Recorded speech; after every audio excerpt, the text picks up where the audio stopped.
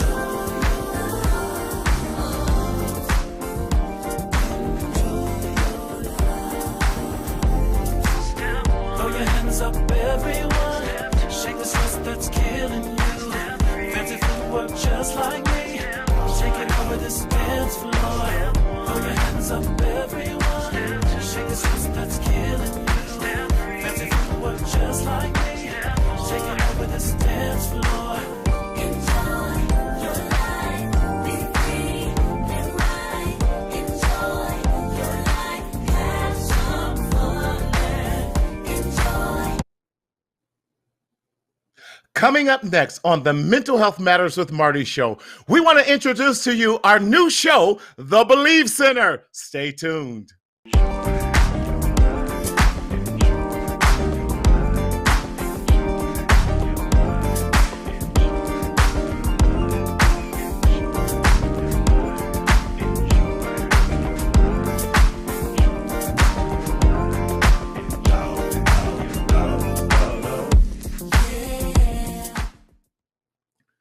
What's up, everybody? Hey, how are you doing? This is Marty Sellers, your mental health hygienist, coming to you live and in living color, all the way from Southern California. And y'all, I am so excited to be launching our new show. You know, I'm always trying to do something new and keep you aware of what's going on in the hood all across this nation. So I'm so excited to be launching our new show called The Believe Center. And what this show is all about, we're going to be going every other Wednesday, opposite of the doctor's show. And what this show is all about is to bring awareness to foster care and foster youth everywhere.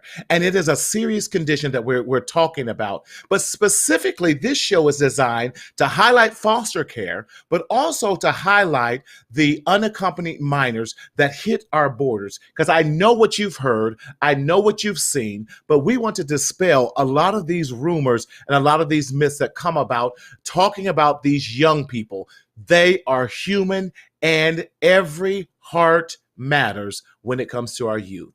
So listen, if you're going to be a part of this and you want to join in on the dialogue, we want to encourage you to check out either our Mental Health Matters with Marty page on Facebook or Marcel Media from your YouTube account. Again, invite people into this. We're going to be hablas español, pero no habla nada, pero mi nombre es Martinez, pero Dominican tres times removed, I guess. I don't know. I'm just having fun with it, y'all. But we're going to be talking about this today, and we are so excited about that. Auntie, Lorraine, my biggest fans, I love you guys. Thank you for coming in. Listen, we're going to have a great show tonight as we're talking about this, the Believe Center at Marcel. And what this is all about is our foster family agency that we have launched here about a year and a half into this. And we are so excited. And we wanted to bring attention to that particular population. So let me share with you a few statistics that are just mind-blowing that I want to share with you before I bring on our guest tonight. These are current statistics from 2020 that reflect our current foster care system here in America. There are approximately 424,000 kids, young people in foster care in America. Let me say that again. There are approximately 424,000 young people nationwide in foster care. The median age of a foster care child that is in placement is 6.5 years old. I can't even imagine that. That's the median age of our young people. Approximately 20,000 youth age out of foster care. In other words, stay in foster care until they between the ages of 18 and 21 every year. 20,000 age out every year. Our foster care system, now listen to this, underinvest in foster children. Wow. Contributing less than 50% of what it costs the average American family to raise their children.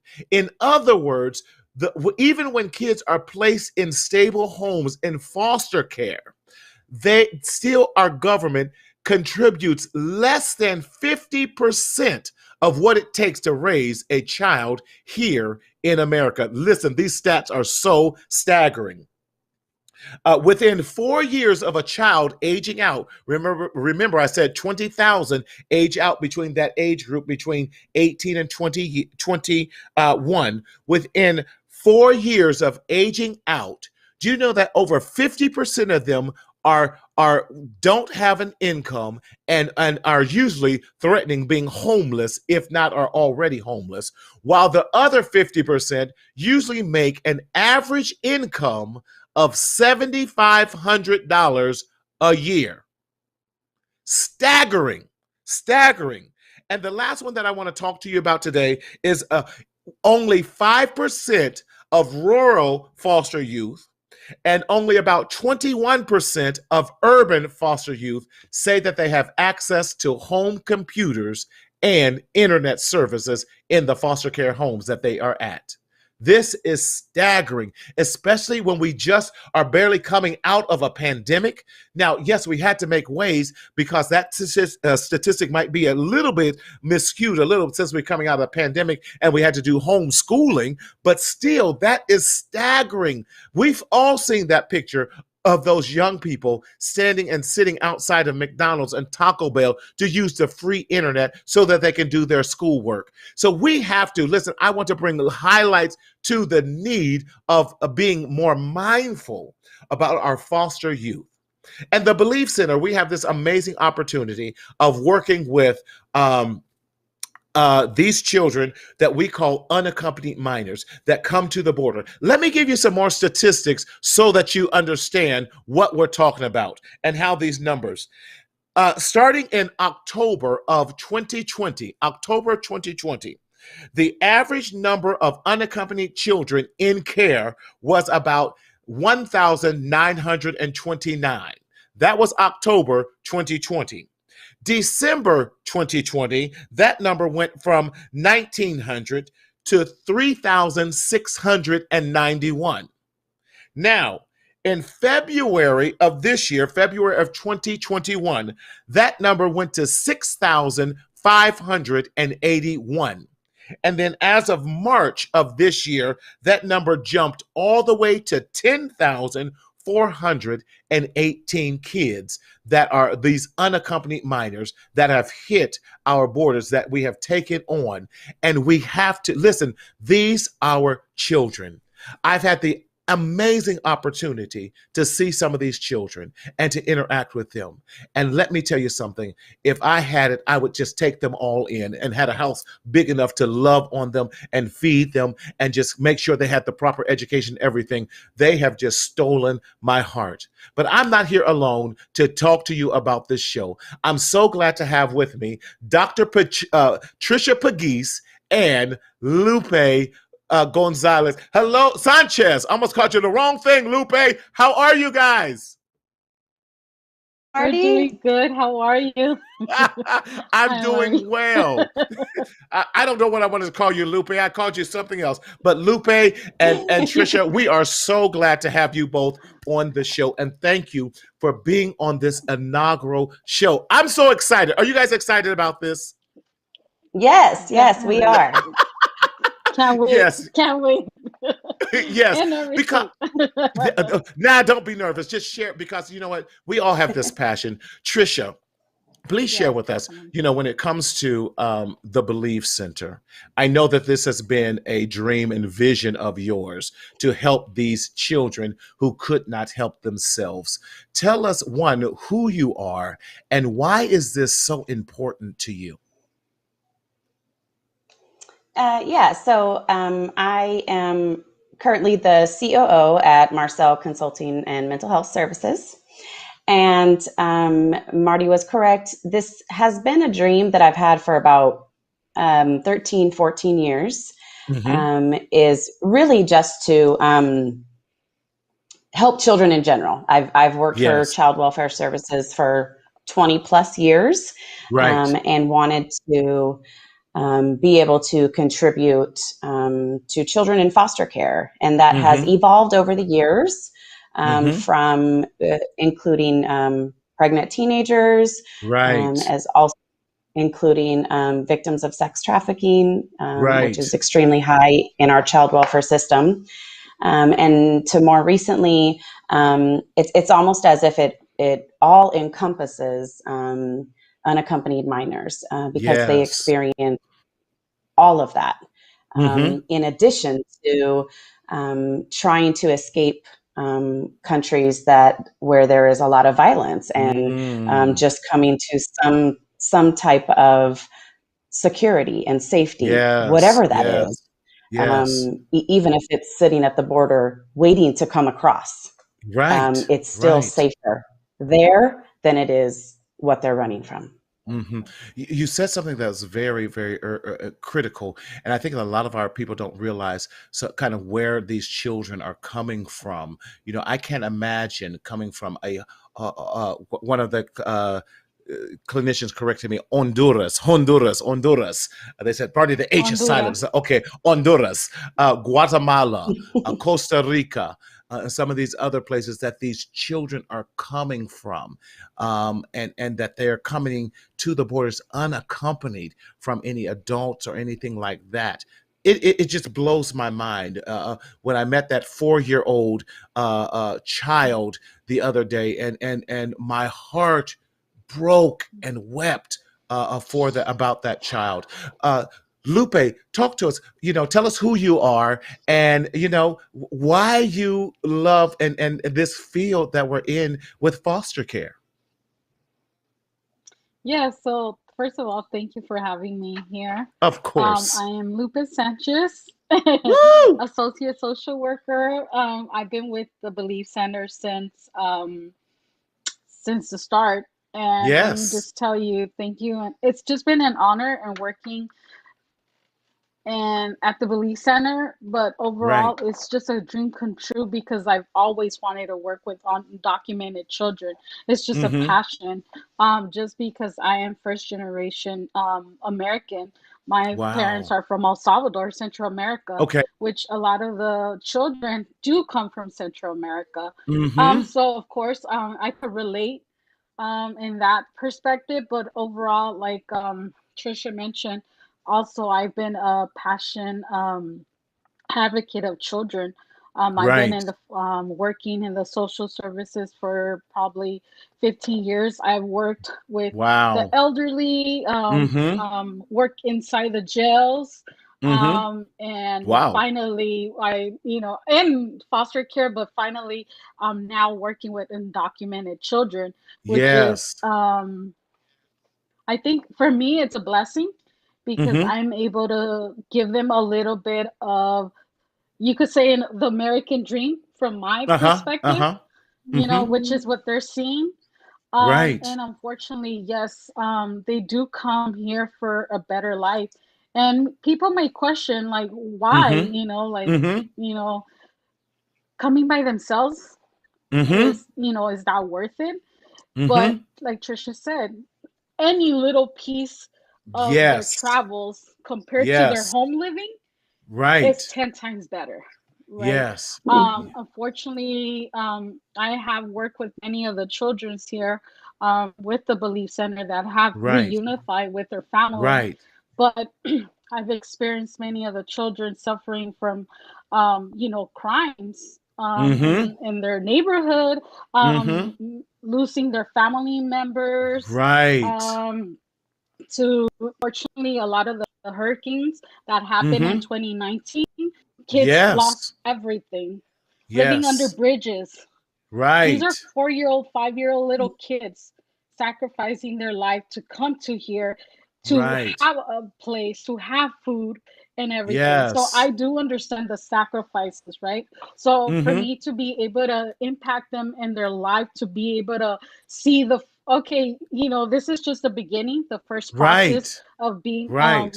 of the immigration process, right? Mm-hmm. This Mm-hmm. is not just for everything, it's just the first Right. beginning of it, which is placing them and reunifying them with their families. Yes. That's Yeah. Yes. major, It you is. know. Yeah. It Um, is.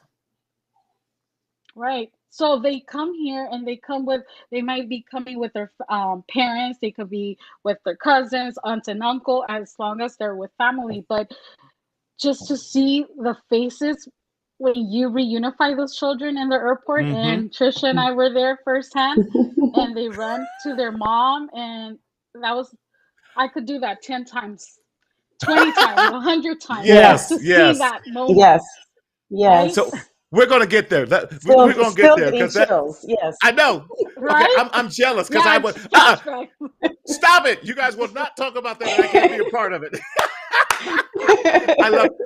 So let's go here. I started off the show talking about some amazing statistics that happens with that. Talk to me about some of when you heard those statistics about, first and foremost, the foster care in our own country, and then I threw out some that Trisha helped to research about the numbers that keep growing each month, about those unaccompanied minors. That's the ones that successfully make it in here, not to talk about those who get turned away at the borders as well. Those numbers Right. to me are just staggering. Dr. Pageese, what would you say when you heard me read off those numbers and those statistics about our foster youth in this country, and then all second part of that with those that are unaccompanied coming to this country? Yeah, definitely with our children here in child welfare, Mm-hmm. the numbers you gave were not surprising to me at all. Being Mm-hmm. in child welfare for 20 years, I've always heard those staggering numbers. And Mm-hmm. as social workers working in the field, it was always very clear to us that the child welfare system was never designed to raise children, but Right. that's what in fact it is doing. Yeah. And Yeah. and until there is a complete overhaul, it's Mm-hmm. always going to look like this. There's always going to be Mm. that disparity. Right. They started to overhaul the system a few years in Mm-hmm. 2017, and Mm-hmm. that was definitely very positive changes Mm-hmm. for the safety and protection of Mm-hmm. children in foster care. Mm-hmm. And I think there needs to be even more drastic steps to Mm-hmm. bridge that equity gap of how the children now are being cared for on a financial basis, and Right. what does that look like, and Right. what are we requiring to take care of those kids? Yes, yes. You were talking about there was an overhaul in 2017. For those of us who may not understand, and I love this, Thomas Davis. We love our social workers. That's right, Thomas. We do love our social workers. With that, look, she's like, ah, yes, Thomas. Thomas is an amazing therapist. Lupe, out of DC. He wasn't in town when you guys were there, was he? He should have been in town. He was supposed to take you guys out. Well, he did give us a few recommendations on where to find some Mhm. good places to eat. Yes, Mhm. we're grateful. Mhm. But Trisha, I don't want to gloss upon, because there's so Yeah. many of us who don't really understand the social services system and what that looks like. You were talking about there were some changes that were made in 2017. Can you talk about a little bit of those changes, and it's changes that you still see we need to keep making to improve our children who are in foster care? Yeah, definitely. So one of the biggest changes in 2017 was a implementation in the state of California. These are the changes happened Right, in the right, state of California. right. Um, is the accreditation process. So Mm-hmm. one thing that was before 2017 was community care licensing just did not have the capacity Right. to really ensure that every single facility, foster family agency or Right. group home, Right. was meeting the above standards, or Mm-hmm. at least Mm-hmm. the minimum. So there's a minimum level of standards that Right. Right. Title 22 and written directives can cover, Mm-hmm. but really accreditation now takes them a few steps above the minimum standard, and Yes. requires these agencies to be accredited by an outside body Mm-hmm. who has their own level of excellence standards. Mm-hmm. Mm-hmm. And every agency was given a matter of 2 years to become Mm-hmm. accredited and Mm-hmm. to meet those standards. And there were Mm-hmm. 3 accrediting bodies that you could choose from. Mm-hmm. And what it also did in that accreditation process was require these foster family agencies and these group homes to be more accountable to business Right. standards as Right. well, because they were functioning very low level business standards. Yes. So yes, they had board meetings because they had to prove the board meetings. And now what does that board actually control? That was being Yes. considered in the accreditation Yes. process. And they also had to rewrite their program Mm-hmm. statements. Many of them Mm-hmm. were 30 to 50 pages maybe. And a program statement describes to the licensing agency How the what program's going to services they're work. going to provide to the Yes. children. Yes, Right. yes. And so what I do believe the state of California did very well was providing a guide for what that program statement needed to be Yes. and Yes. what requirements had to be in place in order Right. to move forward with your Right. license. And Right. we saw those program statements go from 30 to 50 pages to 400 pages, Right. 350 pages. And they were Right. being held now to these standards of how are you going to meet these needs? Mm-hmm. Mm-hmm. How are you going to provide for these kids? And Mm-hmm. how, and mind you, what you write down, we're going to hold you accountable to. Hold you. Yes. Yes. So yeah. So don't just write anything because you think you know what you want us to hear, but That's what you're good. actually going to do, because what's in your program statement, we're now going to Is hold what you you get. accountable to, and CCL holds them accountable to that. Yes. And now CCL on top of is that, community care licensing. okay. Okay. I know the acronyms, but our Yeah. listeners may not. So now they have two bodies holding them Yes. accountable to what they Yes. say they're going to do for kids, for our Yes. kids who are in child welfare. Yes, I think that's brilliant. I think that's absolutely amazing. So, what makes the program that we do at the Believe Center at Marcel so different from traditional foster family agencies? I'm going to have you first talk about that, Trisha, and then Lupe. We're going to talk about them from you, how you're feeling the effects of that and the joys that you get from working with these children. Definitely. Yeah, Go definitely. ahead, Trisha. So we still have to follow the same licensing standards in the state of Mm-hmm. California. We had to write the same type of program statement, and we Mm-hmm. had to apply it to a population of children Mm-hmm. that don't move through our regular child welfare system. So Mm-hmm. our unaccompanied children who come to the border, they're Mm-hmm. placed in the care of the Office of Refugee Resettlement. Mm-hmm. And so before the program statement, we had to write, basically, in a sense, the same, a program to Right. get it approved by the Office of Refugee Resettlement and meet their standards. And Mm-hmm. their standards go by Mhm. many other policies and procedures that don't Right. exist in the general child welfare. So it's Right. really like we are combining both programs, To mm-hmm. because we have to meet the state standards of licensing and also While at now the same meet the time. program Mhm. standards that follow the Flores Act, Yes. Ooh. that governs all of these policies and procedures for unaccompanied children. Yes. Lupe, did you see how she threw out, big terms? Yes, the Flores Act and CCL. But I Yeah. love it. I love it. Lupe, That's Now, you good. being a case manager, what is your role as Mhm. a case manager for this program at the Belief Center at Marcel with being a case manager for these unaccompanied children? Yeah. So first, my job will be advocate, advocate, Right. right? Oh, I love it. So, Yes. right, that's number one. And Yes. with the plan of reunifying the children with their family members, like I mentioned Mm-hmm. earlier. So, how we get the process is when ORR, Office of Mm-hmm. Refugee Resettlement, sends us a Yes. child, Uh-huh. our job is to, place the child in a foster home, Mm-hmm. approved by CCL, right, and Mm-hmm. the foster agency. And Mm-hmm. then while we're placing them at at the foster home, sorry, Mm-hmm. I'm working on reunifying them, meaning finding, first of all, finding their family members, Right. because sometimes the child may only come with a little piece of paper saying, "This is my mom, this is my dad, or Right. this is Wow. my aunt or grandma," and Wow. so forth. So, Mhm. Wow. yes, so my job is to actually find, yes, That, it's horrible, right? So, yeah.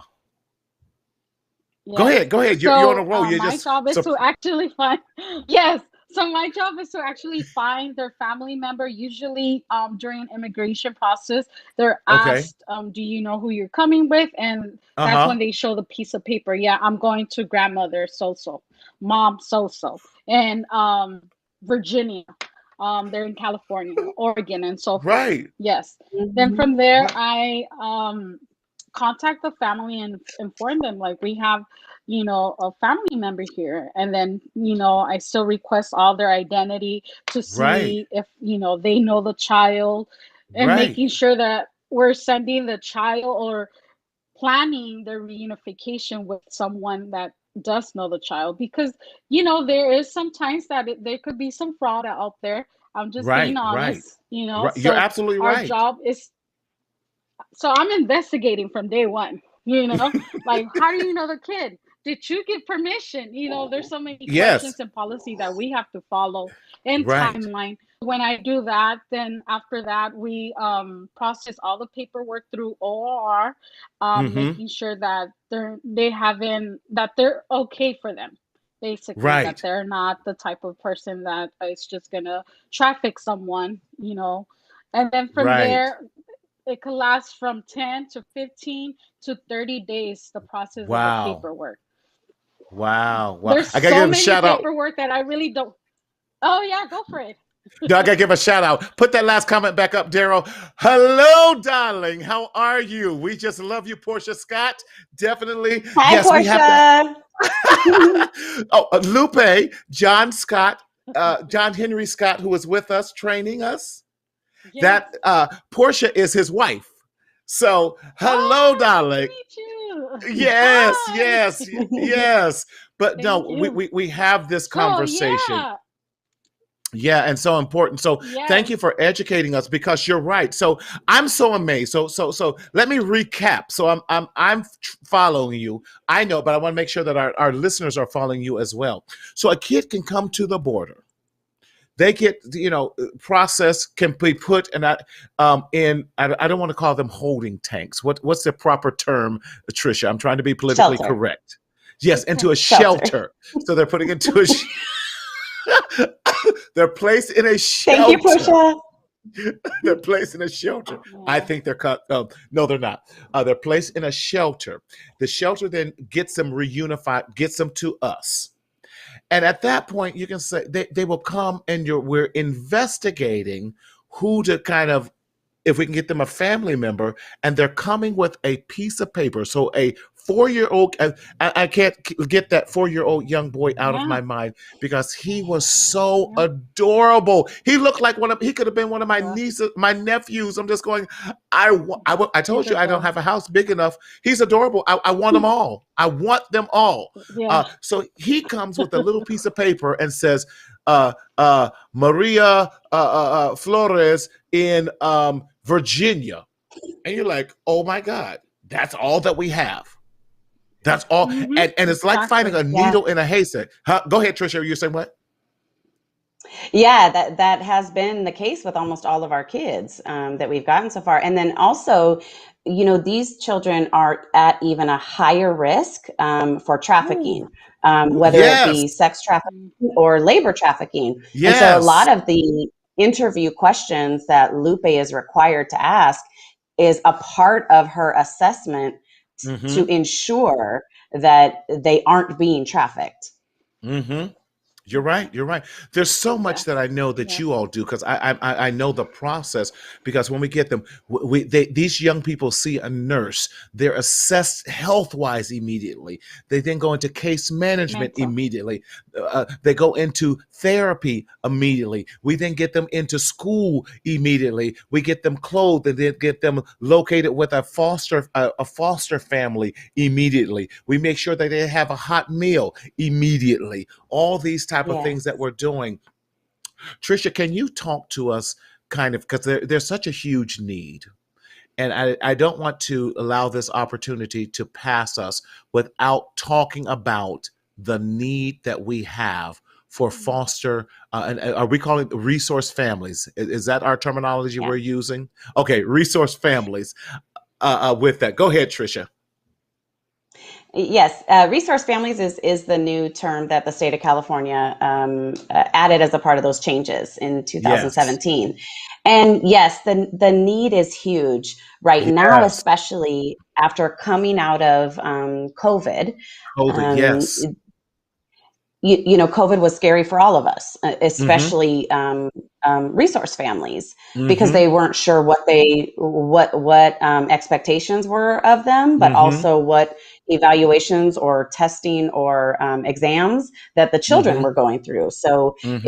it was definitely hard to recruit during COVID, and Mm-hmm. we are at a place now where we have to provide beds because there's not enough beds for the children that are waiting to be Mm-hmm. placed. Mm-hmm. And it's a huge need. It's a need for families who can take these children in and show them something that they've never had. The children Mm-hmm. that are coming to the border are so appreciative just for that Yes. meal that they get right when Ooh. they get to our center. Yes. Mm. Just for being given a one outfit or two outfits when they're coming with just the clothes on their backs. And the just to know that they have a warm bed to sleep in, Mhm. even if Mhm. it's while we work to reunify them with a Mhm. family. Mhm. The things that they say to us, and it does choke you up a little bit, because the things Mhm. that they say to us is, Mhm. you didn't have to do this for us. Right. Or Right. the Mm-hmm. things that they say to our staff down there, they go to the Mm-hmm. staff and they say, you guys are all so nice, and Mhm. you you we can't even begin to tell you how much that has meant to us, Mm. because of Yeah. what they've gone through just to get there. Mhm. They didn't Right. Right. expect what they are Right. being given. Yeah. They didn't expect just the love that Yeah. our staff is giving them. Yeah. Isn't it Yeah. amazing in the world today that we're surprised by people being nice? Wow. Right. Yeah. Well, that's Yep. just so and it always humbles me and grounds me when I hear those stories. Lupe, tell us, give us a story about one of these children that you have worked with and how it impacted you. I'm like, oh, Okay, tearing up yeah, for yeah. all I the know, I kids know. I work with. Try not to cry. Try. Woo, I'm forcing tears back. I Yeah. promise you. Well, I'm thinking about a little girl. Let's call her Ashley, Maria. Hmm. Luna. Let's Right, call her right, right. Luna because the moon. I Luna. love the Okay, moon. Okay. little Luna. So we're gonna call her Luna. She's 4 years old. This little girl came exactly how I mentioned with a little paper, Right, right, saying this is my mom. right. And this little girl just had a smile, but with when she came to the belief center, Hmm. remind you she comes from this shelter, like Trisha said, but the shelter is Yes. very, unfortunately, they don't have that, um, they don't have the warm feeling like we do, Right, right? right, Because right, they're, and it's understanding because sometimes, they have other jobs, right? But right, they come to our office. This little girl was embraced. She was like feared. Her eyes were big. Like, where am right. I? Where am I? And then we're like, Yes. don't worry. Yes, put your stuff down. Let's, how are you? And like Right. minimal talk. 4 years old, when she started talking to me, I thought I was talking to a teenager, literally 12 years old. Why? Wow. Because she Wow. was so alert, and she was Yes. like, "Are you going to help me find my mom? Are you going to help me find my mom?" And I said, "Yes, yes, And it was hard for her. She told us her Right. story of 4 year olds from the day she left Honduras to the day she came across the border.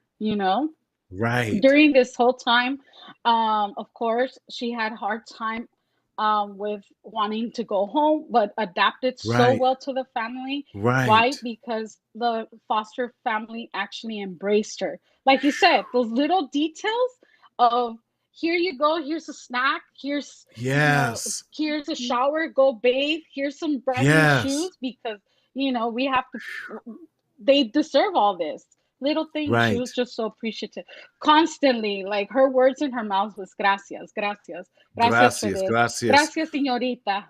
Yes, Right. and Right. it's just so amazing that, like Mm-hmm. Trisha said, they're so Mm-hmm. appreciative of the little Right. things, even the Right. acknowledgments, right? Mm. Then finally, I processed the paperwork. Yes, like I said, there's assessments in there's interviews and so forth. Mm-hmm. I completed that, right? Mm-hmm. I traveled to drop her off with her family. Let me tell you, that Right. little girl embraced her mom, hugged her, and she ran to her. It, it it was beautiful. She had not Right. seen her mom in 2 years. She had I not seen her mom in 2 years. Yes. I can't even. Okay, I'm trying not to. It was, I'm forcing these tears not to yeah, come out now, y'all. Y'all got me crying on my own show. yeah, Now stop it. yes, yes. But it has totally changed my life and how I see Oh, yeah. kids, and even it's taught me how to be appreciative of the small things in life that we take so for granted. Yeah. Yeah. With that and these children, I am 2 weeks younger than Jesus and can't even imagine having to go through what they've gone through, you know, with Right. Right. that. Yes. And it can't, I hear the stories, but I'm not going to lie. It's still hard for me to fathom that. And then when I go down to that center and see those kids, yo, I just want to break. Yes, yes. Okay. Why are my eyes leaking? Listen, I understand. I Yes. hear you. Maybe and I think that's another dad that just commented because I see my own kids and I can't help Mhm. but Yeah. see my own kids. And though and many people know that my baby daughter is adopted and I know what she had to get through just to fight for her own life. So I can't imagine whatever you know language barriers, age barrier. Lupe, I see you. Oh, All yeah. those things, and still I press and say, I gotta find my mom. Can someone help me find my mom? I'm done. I'm done. Trisha, share with Yep. us because I'm trying to hold it together, yo. Share with us one of your stories and how it affected you. Well, you're not going to hold it together with this one either. Oh Lord, help me, um, Jesus. so, I'm definitely not as much in the trenches as Lupe is, but Right. um, I got the opportunity to go with Lupe to reunify our very first set of siblings. Mm-hmm. And the story that makes it even more important for what we do is these three girls were actually making the journey to the border with their dad. And their mom was already here in the United States, and they were making that journey for the same reasons that we've discussed, trying to escape, the violence that was in their home country. and they were turned away at the border, which often Mm-hmm. happens when they're with an adult or a parent. And when they were turned away, they were Mm-hmm. about to start going back with the group that they came with, and their dad went to, I'm not sure where exactly he went, whether it was into a store or into the restroom, and all of a sudden he didn't come back. And the group was still there, getting ready to leave to go on their journey, whether it was all the way back or if it was to go try again. And the oldest sibling, who was 16, she had to make a decision. And she had to make a decision right then and there. Do I take my sisters with this group of people that I don't know? I don't know them because I was with my dad. I was with the person I trusted most. Or do I take a chance? And in that moment, sorry. Right. In that moment, Right. she had the courage to Yeah. take her sisters back across the border. Right. And that's how we got them. Yes. And when we got to that airport in Washington, D.C., Lupe and I didn't even see her mom, their mom and their uncle. And in an instant, the youngest was 7, and she had not seen her mom since she was 4. And in the airplane, all the way there, she was singing a tune about seeing her mama. About she couldn't wait to see her mama, and her oldest sister was saying, "We're almost there. We're almost there." The minute they saw them, they all rushed and attacked her, and it was instant. It was instant. As much as you try to control the emotion, you can't. You can't. And that was a picture that was so needed, especially for me, so that I could see the impact of what we are doing and what we're going to continue to do. Yes. Right. That's so amazing. And okay, we're a 16-year-old making life or death decision for her and her sister. Right. Portia, I how are they even equipped to make those type of decisions and trusting and I don't know what it takes. And you're right. It is so meeting and hearing those stories. And I remember you calling me from the airport and just, tears in hearing the tears and in your voice and everything. And even now, as we recall it, that's why what we do is so important.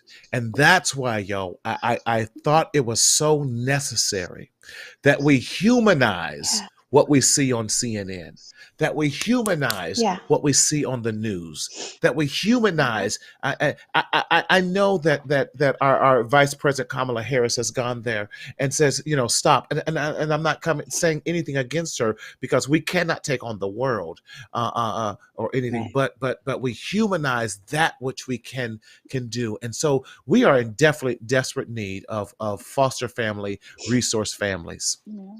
And pero es necesita que hablas español. So if you know anyone in the Southern California Inland Empire that are Did you qualified. See what he learned there, Lupe? What'd you say? I know, that's what I was like. Oh, come on. Did you see what he learned there just for the show? Que necesita que hablas español, pero solamente inglés. No. Sí, sabes muy bien. Gracias. Sí, I'm trying. Abajo, bien que sabes. I'm gonna be bilingual yet, yo, because I'm gonna get me one of these kids. I can't. Yes, the humanized story. Stories humanize us all. Yes.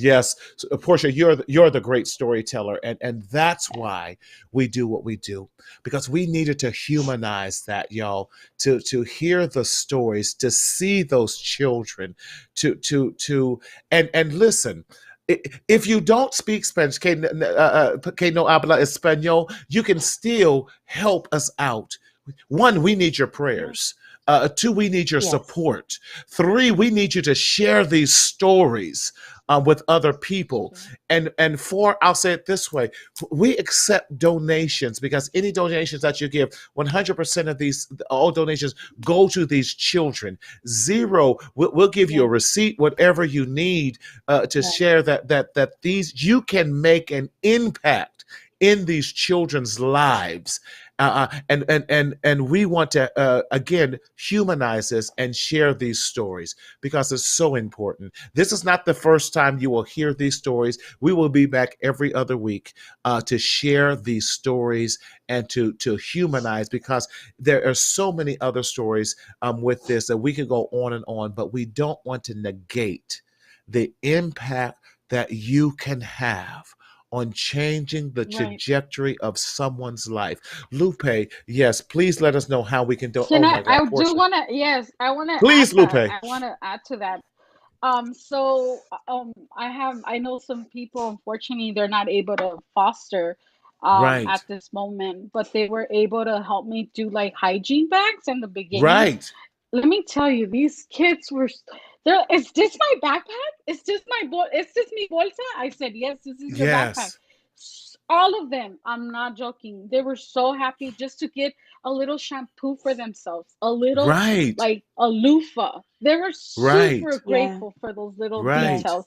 Yes. And and that's how she was able to help, right, so like you said, anything helps.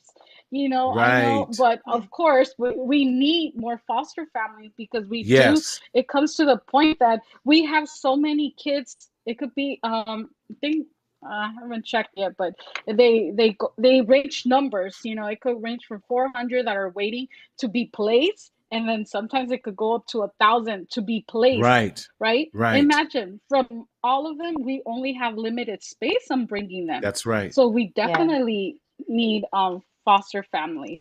And another thing, to add, like foster families, yes, you do get compensated, but I think it's not even about that. It's your heart needs Yes, to be in it. And I yes, really Yes. want to say that. Like, if Yes. you open your Absolutely. doors, let it be for love, to help, yes, you know, and care, but yes. because that is the biggest reward. And from what I've heard, the foster family is like, I don't care of how much everything is, like little things that I have to take care of Hmm. stuff. I don't mind. The thing is the impact that these kids are leaving with. Yes, That Yeah. we were able to secure them with a home, with a blanket, yes, yes, with their room, with food, their little snacks, all that yes. thing. That's what's 100% worth it at the end. I swear, if Yes. I could, Yes. I will open my house 100% all the time, like you said. But Right. I can't wait to get like a huge big house, like Marty, with kids everywhere. Because I swear, right, Trisha, we're like, okay, if Yes. we have some money, we're like, okay, hopefully we find a home. But if not, can they Yes. come with me? No, they cannot. Yes. Right, right. And that's it. Yes. Daryl, can you put up the last comment by Elizabeth Johnson? Thank you, Elizabeth. Says, if churches would host a foster family information meeting, then more families may open their hearts and their home. Great ideas are happening here. Elizabeth, thank you so much. We will take any suggestions from churches that we would Yes. love to come and host an information night to help and even just give some of the requirements that are needed. And we got a few more minutes. Yes, good. We got to talk for those who might be interested. Mhm. Trisha, what Yeah. I know there's the we're considered kind of very short term, because we can host them from anywhere from 1 week to 90 days, because our primary responsibility is trying to relocate them with a Yes. family member of origin. But can you share with us maybe some of the requirements or just some basic stuff? And if they're Yeah. interested, what can they do? We do have a contact information that they can contact us at. Yes, definitely. So, very basic qualifications just to become a resource family start with Hmm. criminal background checks. Every Yes. single adult in the home has to pass a Department of Justice, FBI, and Child Abuse Central Index check before we can move forward. And then we take you through an orientation. Hmm. We do a home inspection on your home Hmm. so that we can help you in the process, um, uh, fit your home to pass the home inspection. So that's Right. little things like plugs, cover plugs, Right. Right. Right. Right. making sure medication is locked, making Right. sure knives are locked, making Hmm. sure basically it's a safe area for Right. children to Right. be in. Right. There's Mhm. fire extinguishers that are required, little things like that. Right. We take you through that Right. process and help you uh, get your home ready to pass that inspection. Right.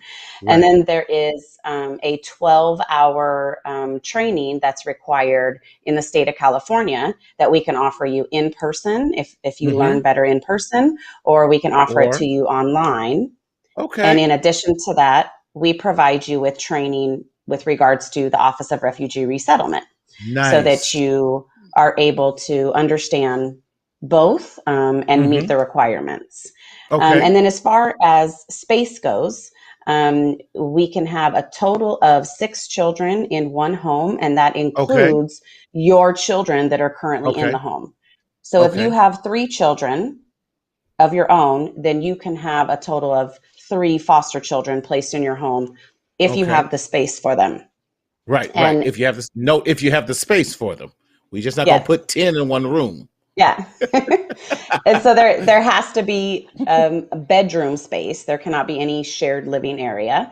Okay. So one bedroom can have up to 3 children in the bedroom as long as there is enough space for 3 beds Okay. in Okay. the bedroom. So routinely, two is the routine. Okay. That's typically what we see. But if there is Hmm. enough space for 3, we can have 3 beds in a Okay. bedroom. And then Okay. there's other specifics with regards to age and Right. Right. Right. the children in the bedroom have to be all female if they are above the age of 8 Hmm. or 8 and above. And then there's other specific requirements like Sure. that that Sure. we share with you in the orientation process. I love that you said because what I'm hearing is that it's not a painful process because too many people think, I'm going to speak for the Mm-mm. black folk. I don't know, Hispanic population or the Latino, Afro Latino. Y'all all up in my business. But Oh yeah, I hear that too.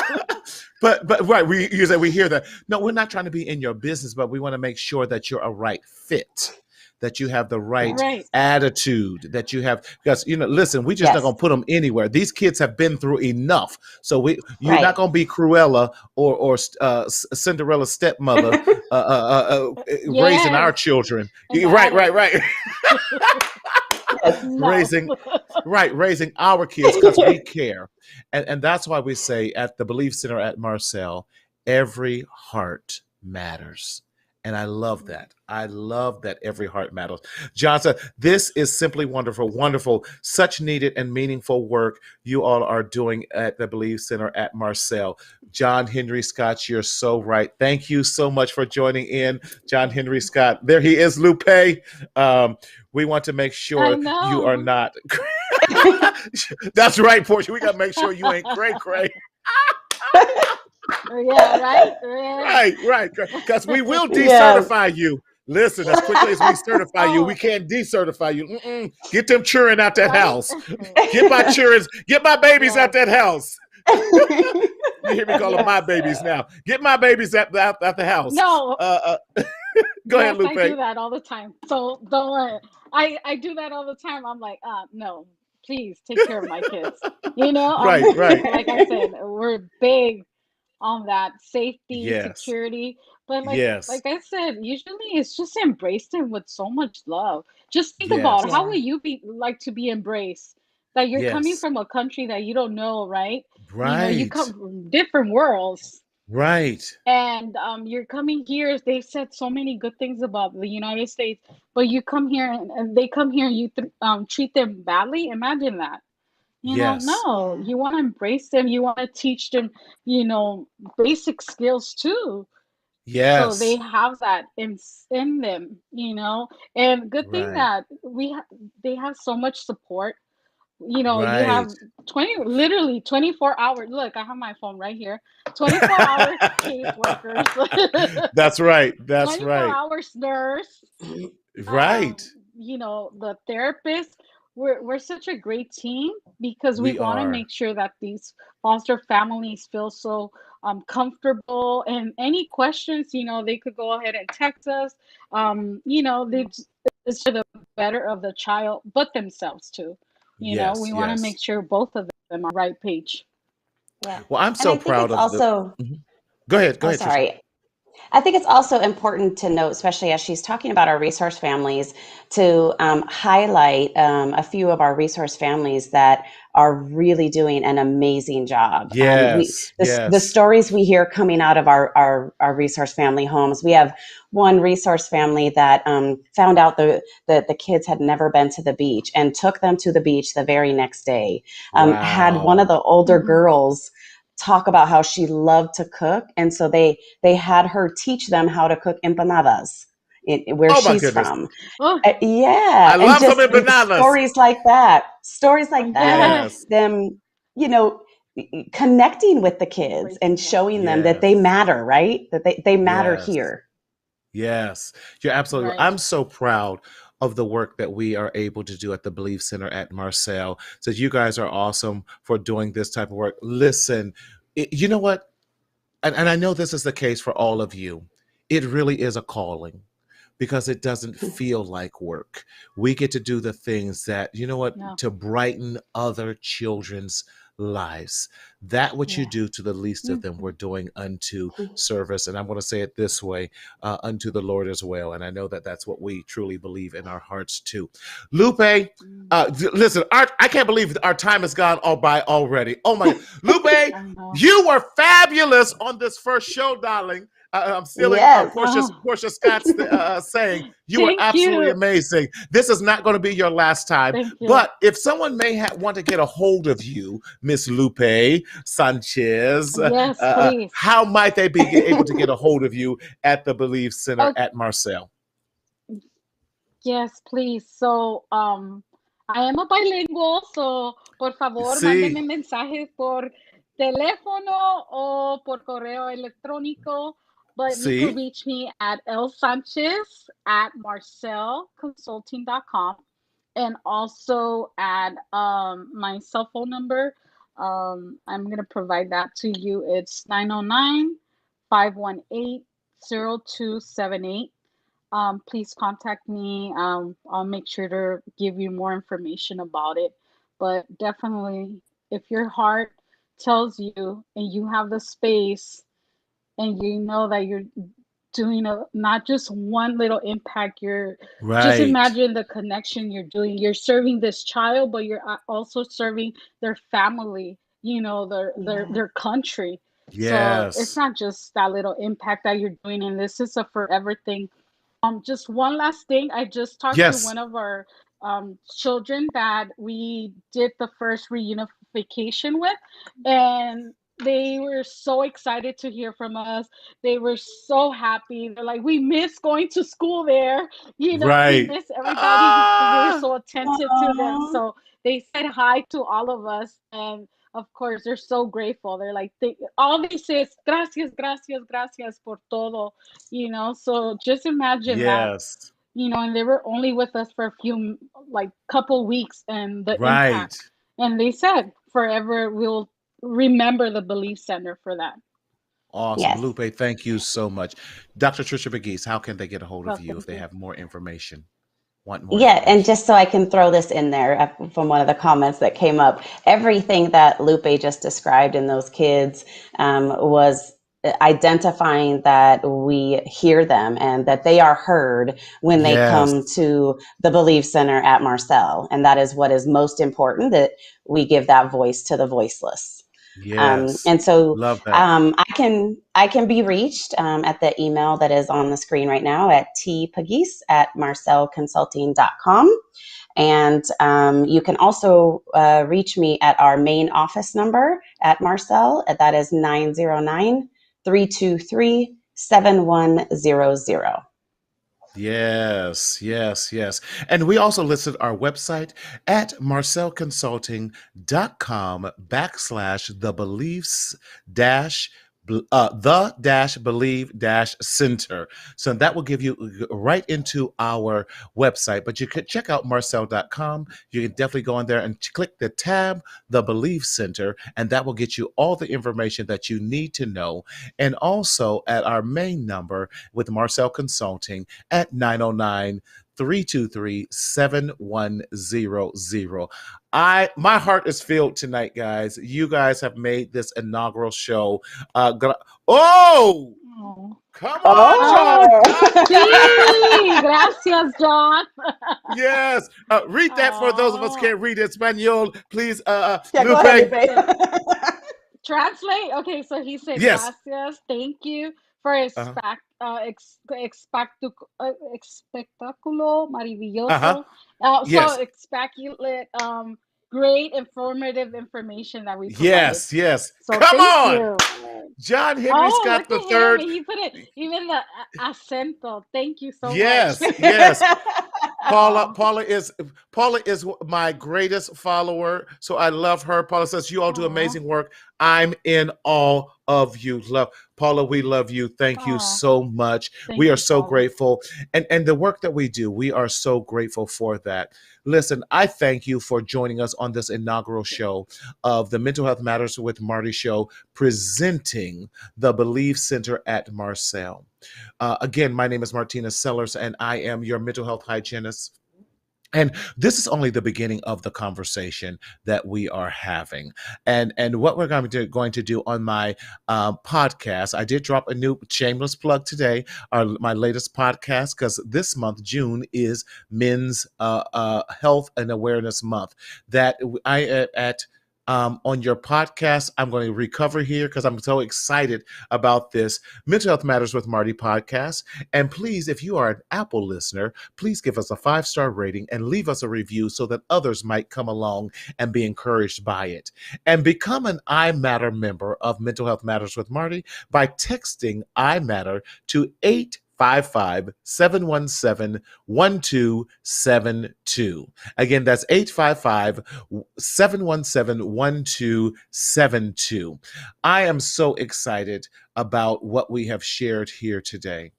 And I definitely want you to know that not only does every heart matter, but like John Henry Scott has said, part of our philosophy and our vision and mantra at Marcel Consulting is I am heard. And not only, like I said, does every heart matter, every voice is heard. You heard it from Lupe, you heard it from Trisha, and we're going to have other staff members on here to reassure you that every voice is heard. If you have any questions or desiring about donations, please give our office a call and we can set that up for you as well. We are so grateful and so excited that you have chosen to join us and to listen to the stories, because we want to, again, make sure that every heart does matter. And we want to help share with you so that these children are heard by sharing the voice of the voiceless, who are the unaccompanied minors who make it here to our borders. Please join us next Tuesday for our next show of Mental Health Matters with Marty as we continue in our series that June is Men's Health Awareness Month. But as I say each week in closing, always remember, listen, we have to stop the stinking thinking and stop secretly suffering in the shadow of shame. But we have to speak up, speak out, and live. And always remember to enjoy your life. We'll see you next time.